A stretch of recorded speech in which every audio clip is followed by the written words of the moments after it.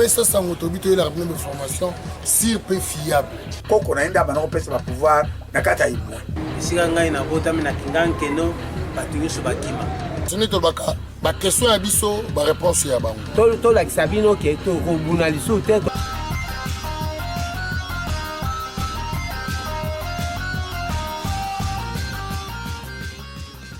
Merci Nabino Nonso Bolingaka biso o Bolingaka pesa sango tozana tout le temps comme Nabino d'information na maman sur le Canada République démocratique du Congo na bandi mikolo lekaki oyokaki ndenge nini likambo etalaki ba sinistre ya changa na société métro na RVA to la sabino tout autour ndenge nini évolution à maman ezoleka na ndenge ni ba juge ba ekité kuna ba juge à 4e mairie o bazaki censé ya koya après ça qui peut être na bango le 29 parce que c'est ba bongisaki bisiko wapi na terrain de centre kosalama mais comme ki wana bango ba yakité yango biso lokola pesa sango biso lokola ba journaliste d'investigation tozalaki ka wana mais na makasi ya Métis Blanc l'homme le plus barbé Serge Munganga, merci na ba image kitoko sala.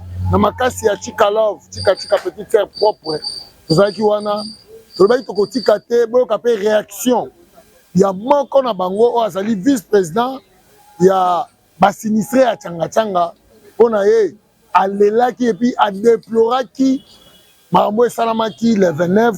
Merci beaucoup na Serge Munganga, merci beaucoup na Chika Love, merci beaucoup na bino nyonso pe sa confiance. Boyoka réaction ya Willy Mwana Kitoko o azali vice-président ya basinisera changa Serge Munganga sozanga même moral tela biso réaction ya Willy Mwana Kitoko vice-président ninga lobaki ndenge nazo kama justice na gouvernement ye moka benga bango ba misu balongoli mutu batie na libumu misu bazuli libumu batie na mutu Serge Munganga toleka.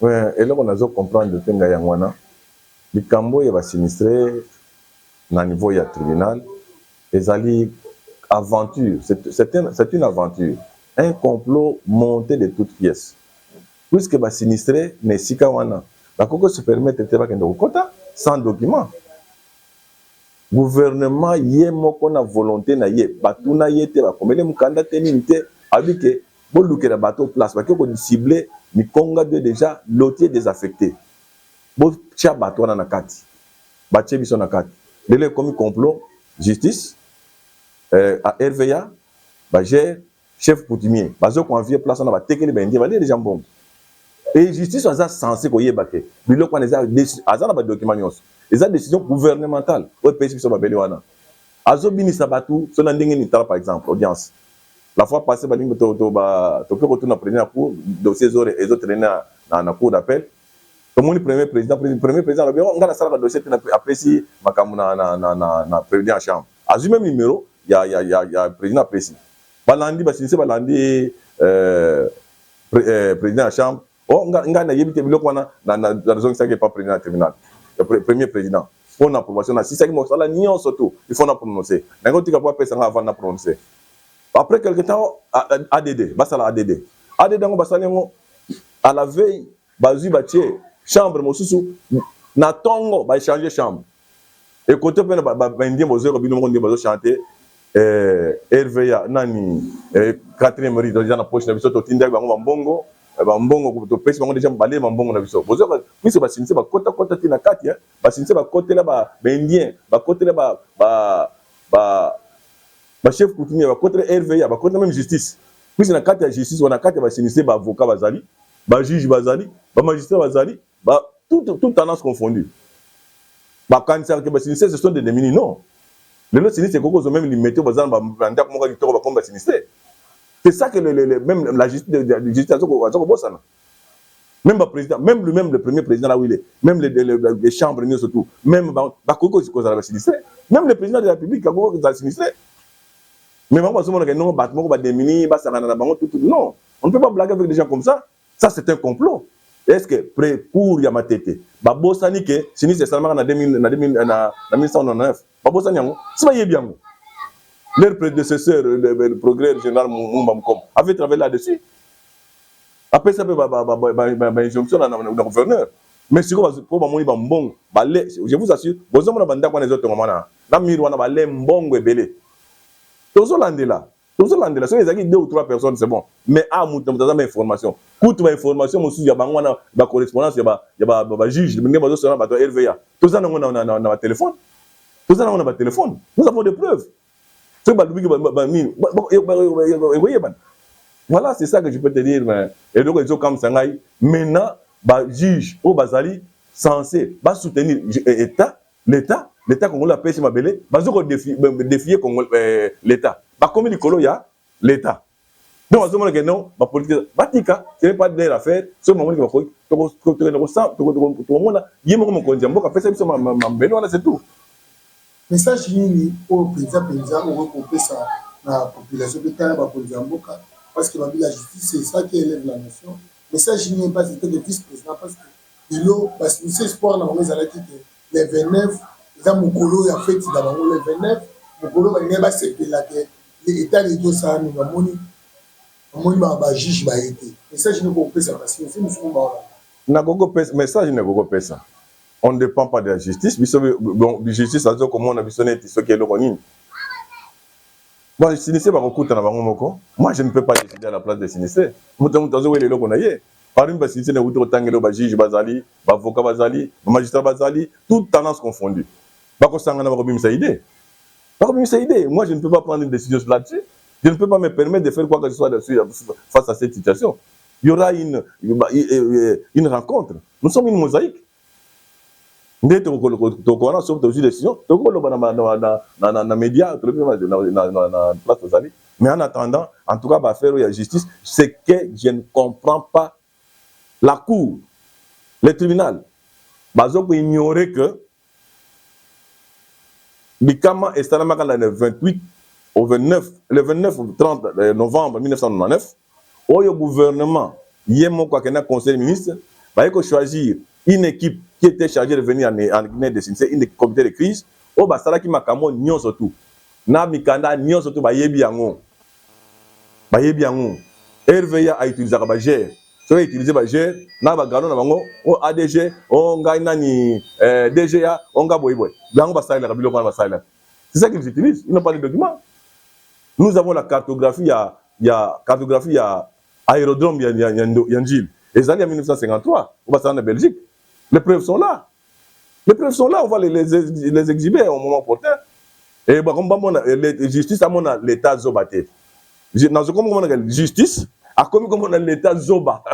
Justice, à comme aussi il y a gouvernement.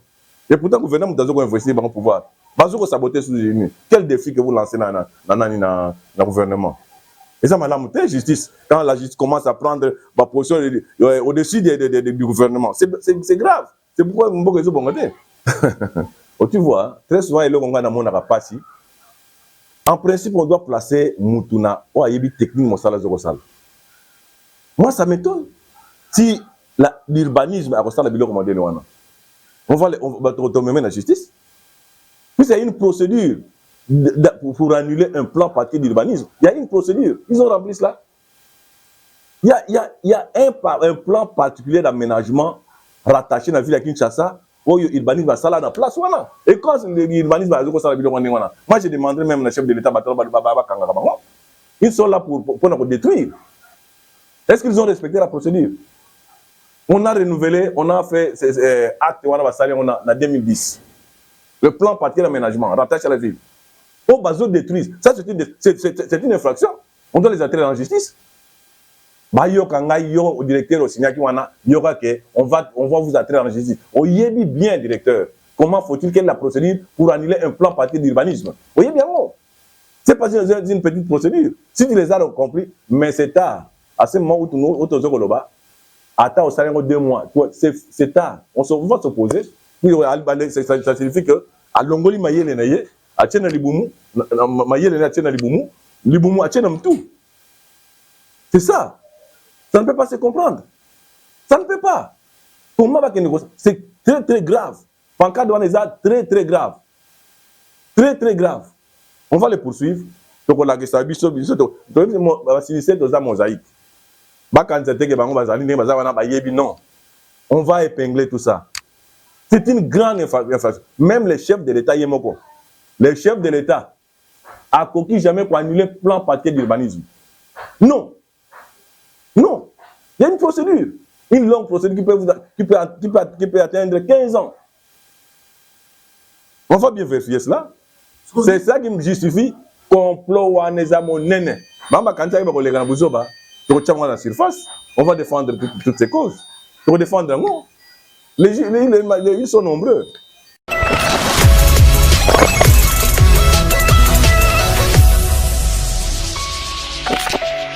Merci kitoko makasi na Serge Munganga. Merci beaucoup na bino so bozala katango nyoso pona kolanda kabisa et puis pona kopesa kabisa ba suggestion na bino na bandi boyoki wana qui réaction ya Willy mwana kitoko nenga réagir abandi bino nyoso boyoki biso na bino dossier yo tobi to kolandela kaka tina suka totala nani akozala na raison na bitumbo yo ozo buna na mikolo yo entre société métro entre basinisa changa entre groupement Mikonga biso na bino biso zaka wana pona ko informer bino bo s'abonner makasi na Pesa Sango officiel télévision bo s'abonner makasi na Chika Love bo s'abonner makasi na Congo Mag na télévision yangonde po bozo ka information sur pe fiable ngala bino tozaka ka po yezuna zongité po tozaka ka pona ko pesa bino information.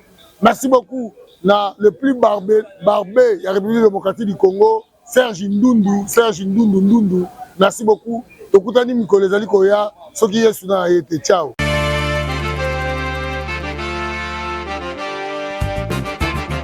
Pesa Sango tobito la même information sur peu fiable. Koko naenda bana ko pesa ba pouvoir na kata ibu. Isika ngai na bota mina kinganke no batunyusu bakima. Tuni to baka ba question ya biso ba réponse ya bango. To la kisabino ke to ko bunalisu te